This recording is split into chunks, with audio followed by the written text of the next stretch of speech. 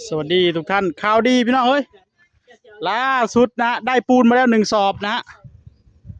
เอาแต่น้ำเนาะ เอาแต่น้ำลาดเอาเออฮะเดี๋ยวรอบนี้เราจะไม่มีหินนะพี่น้องเอ้ยเฮาสิเอาแต่น้ำปูนเพราะว่าอันหินมันโคลเคเลอยู่เอาน้ำปูนมาปิดหินจังหน่อยเออพอได้ใครแน่โอ้อยู่เจนี่บัดต่ำจังหน่อยเนาะเอาเฮ็ดซ้ำเฮ็ดได้นั่นล่ะส่วนอันหลายคนสิถามว่าสิบ่เทฟุตบาทบ่มันยังบ่ทันได้มีดินพี่น้องเอ้ยเดี๋ยวให้รถดินมันแล่นผ่านก่อนปรับดินคักๆยังว่าเทฟุตบาทอาจสิเทมือเอาผสมเทเอาไปเรื่อยๆเอาพอรถปูนมากก็คือสิ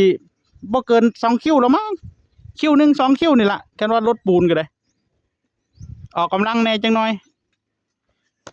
อันนี้ก็สิผสมมือเอาพี่น้องเอ้ยเอาแต่น้ำมันตอนมัน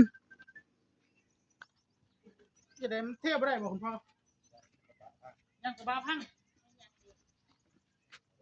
อย่าไปดิอย่าไป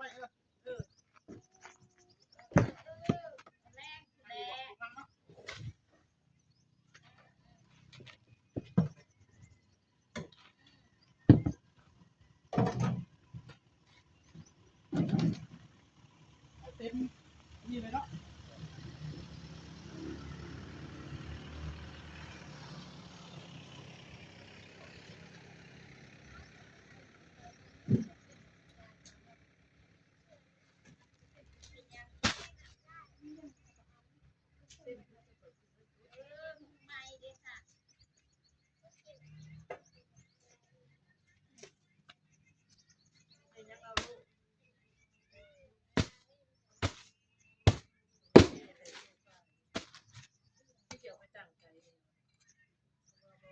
อันนั้นเดแม่อันนั้นเดมันมั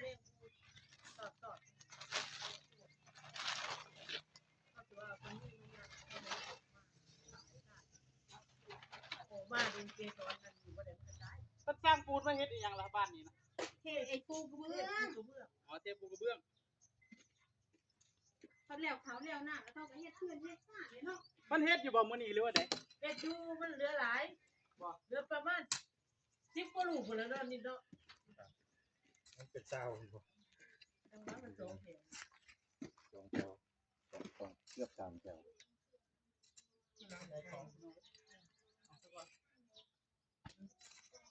เอาวะคุณพ่อ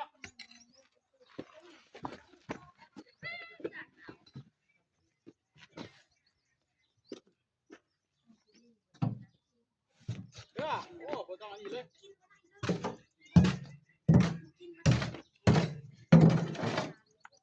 เบิ่งซะก่อนเนาะโคเลก่อนเนาะเดี๋ยวยังเติมเอาทีหลังมันสิโคเลบ่ได้นะงานหนักให้คุณพ่องานเบาผม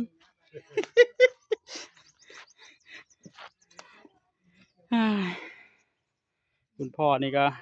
สุดยอดคือกันเลยพี่น้องเอ้ยแรงดีไม่มีตกเวลาโมจิใหญ่เวลาเพิ่นจะเอาเมีย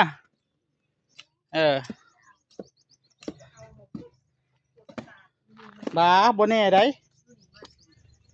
แล้วเขามีอยู่เนาะแม่ได้หาเท่ากันมีอยู่แล้วบ่มีแล้วก็อยากได้เราบอกค่อยแล้วว่าอันเราสิเลี้ยงโมจิใหญ่ซะก่อน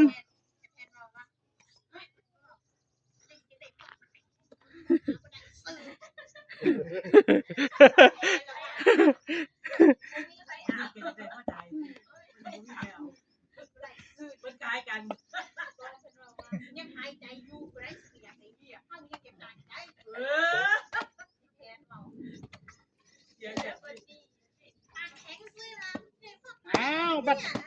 ลูกใหญ่ลูกมันเลี้ยงเจ้าของได้แล้วก็จังค่อยๆดูใจหายใจอยู่แม่บ่คนเฮาก็บ่อยากได้เนาะเอาเว้าเลยได้ความหมายตอนนี้เนี่ยเขาว่าเอาเมียก็คือสิหาเงินบ่กุ้มไส้รอให้โมจิใหญ่ก่อนก็มหาลัยบ่จังเอาโอ้เบิ่งซะก่อนจะสิส่งไหวบ่ไหวเนาะโอ้คันโมจิเรียนมอนี่เรียนมหาลัยนี่หัวหนักอยู่ได้ค่าใช้จ่ายเด้ เมียหาตัวกันบัดนี้ไปกว่า ใครอยู่ดอกคันใดเมียแล้วเขาหาเงินมาซอยอัดไส้ให้ลูกบ่แม่นลูกเจ้าของเนาะเพิ่นก็สิบดผิดกันย้อนลูกนี่บ่แม่นบ่ล่ะ เจอลูกเห็นแล้วเอ้ย เอาเป็นว่าโมจิใหญ่ซะก่อนค่อยเอาเมียให้มันเรียนจบซะก่อนบ่แม่นเฮ็ดเฮือนแล้วอันเราเอาเมียแล้วได้สูวะแม่นมาเยี่ยมปีหน้าเอ้า ก็ใช่เนาะ บ่ได้เมียแล้วได้บ่โมจิไปนอนเฮือนเก่าแล้วได้บ่ น้ำเสือพอแห้งมันไปทางพอแล้ว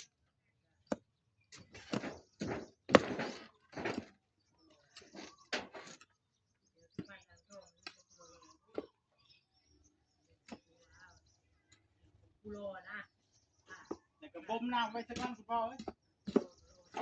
พักเจ้าเมื่อยบ่มน้ำแล้วก็พอ ลง โอ้บรรยากาศดีครับคักอยู่ดอกเลี้ยวไว้อยู่ดอกคือมื้อนั้นนี่ซ้ำนี่รถยังติดอยู่นี่ยังขึ้นบ่ได้ยังพากันอยู่อยู่เที่ยงกว่าก็จะได้เทอยู่ข้างหลุมนั่นเลยล่ะเอาขึ้นบ่ได้ก็เลยเทออก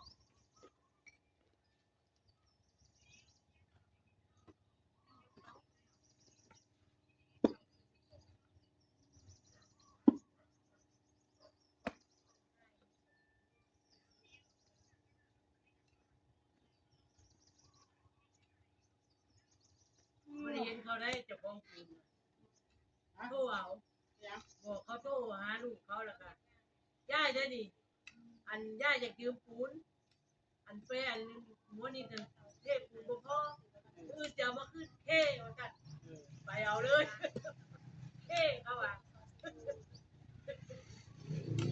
นเพิ่นโอ้เพิ่นปลูกกระเบื้องเนาะ เบื่อหน้า 30กว่าลูกพุ่นบ่คือสิปรับสูงแต่ลำไยบ่ เพื่อนหลังใหญ่ โอ้คือลำไย อยู่หน้า หน้า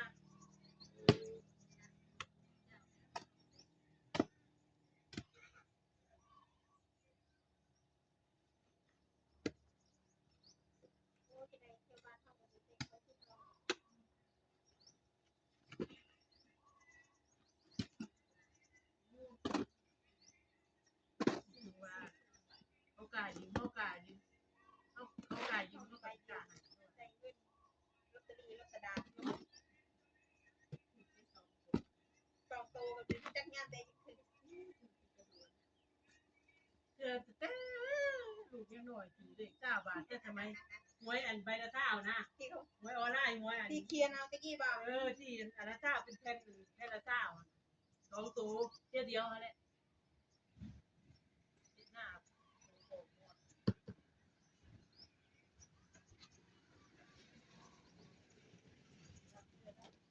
แล้วปุ่นเด็กก็เก่าที่เจอบอกเงินบอกพ่อเงินเก่าที่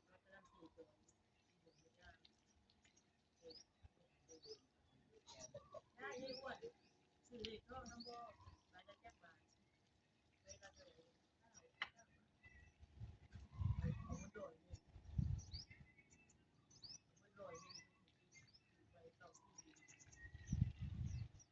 เราโทรมาได้บัดไอ้อ้วนจะถือเลขคนมาจะเอาท่องจะเสียก่อนส่งท่องไปให้เจ้าเสียให้เจ้าเสียเอาเป็นเงินเอาเป็นเงินมาเต้ต้องโอนเงินมาเลยเด้อเต้บัญชีก่อนเลย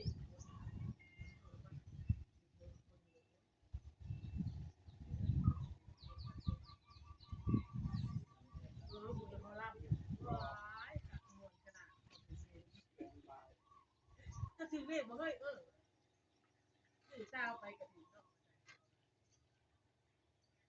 มีเหลือจะสั่นเยอะเลยที่หาไปบอกกับมาบ้านน้ำเมย์โม่จ่ายนะเพราะว่า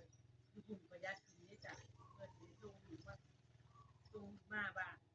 อยู่โรงเรียนนี่จ้ะ ก่อนละเจอกันละ อยู่เท่าไหร่ได้สมัยอยู่โรงเรียนพอเงินหาเงินเดือนอยู่โรงเรียนเนาะไอ้ทีมกายมากโอ้ดาวอยู่สองคนมา9 บาทแล้วแล้วมันเอกที่บ้านหาบ้านกับมา ทำไมติดกันทำไมก็มือนี่เล็กน้อยเนาะ คุณมา3,000จะของหน่อย2,000 พวกกินเล็กน้อยพวกมึง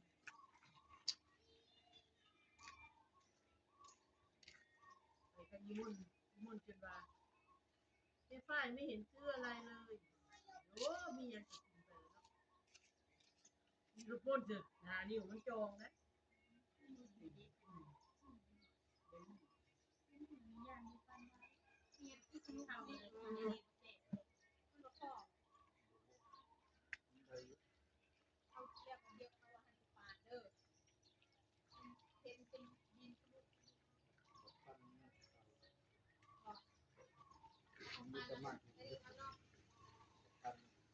ปันอยู่ว่าเอาไปขวดแล้ว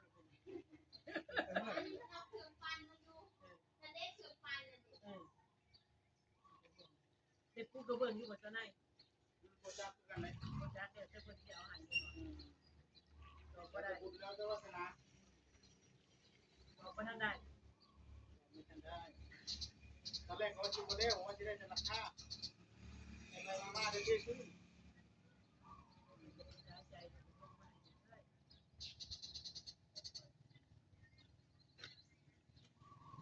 มีเจ้าภาพปูกระเบื้องก็ดีมันมีกระเบื้องเก่าอยู่มัน10 ก้อนนี่แหละแต่มันไม่พอหรอกกระเบื้องเก่าตอนเอาก็ต้องเอาลายเก่า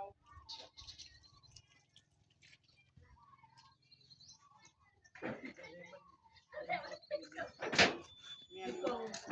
งกันแล้ว อ่ะบ่มน้ำไว้ก่อนนี่ทุกท่าน เลย